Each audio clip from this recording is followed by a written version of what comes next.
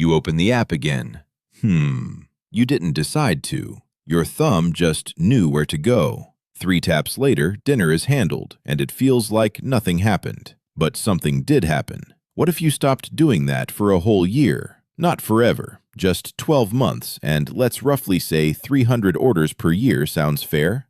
Right. Let's actually walk through what that would mean for your brain, your time, and your money. Here's the thing about takeout. It isn't really a food decision. It's a convenience transaction, and your brain treats convenience like it's absolutely free. But you know what? It isn't what you think. So, every order is a small trade. Money now for effort avoided later. And your brain is very, very good at hiding that trade from you. This is called present bias. In plain English, it means your brain overvalues right now and undervalues later. Tonight's hunger feels urgent. Next month's spending feels imaginary. So the app wins every time, because the app only ever asks about tonight. Now stretch that decision across a year. One order barely registers. Order after order, week after week, starts to form a pattern your brain never consciously agreed to. That's the strange part. You didn't choose a habit. 100 tiny just this once moments quietly became one. So why does this keep happening, even when you know better? Because your brain isn't built to track small recurring costs. It's built to track big, obvious ones. A single large purchase sets off alarms. A stack of small ones slips by completely unnoticed, even when the stack adds up to more. Economists call this a version of mental accounting, where money gets sorted into different buckets in your head instead of one shared total. The eating out bucket feels separate from the savings bucket, even though it's the exact same wallet. Here's the counterintuitive twist.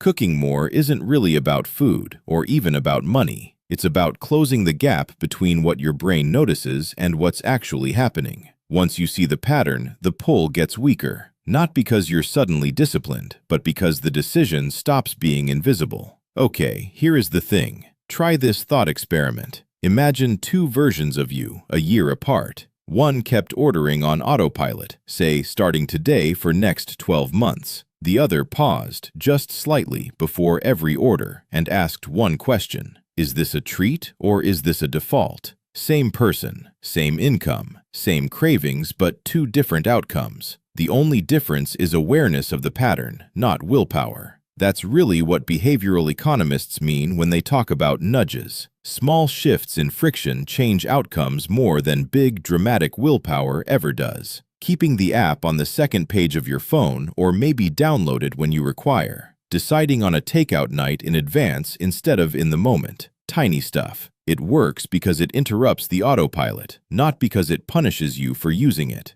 None of this means takeout is bad or that cooking is some moral upgrade. It takes time to create a habit. It means the habit is a choice hiding inside a non-choice, and once a year of small transactions is unspooled in front of you, the size of that pattern becomes hard to unsee. So here's what this means for you today. Not a resolution, not a ban, just one pause. Let's try this. So the next time your thumb reaches for that app out of habit rather than hunger, ask the tiny question, treat or tricks? You open the app again. This time, you notice you did. Well done, you just cleared this level.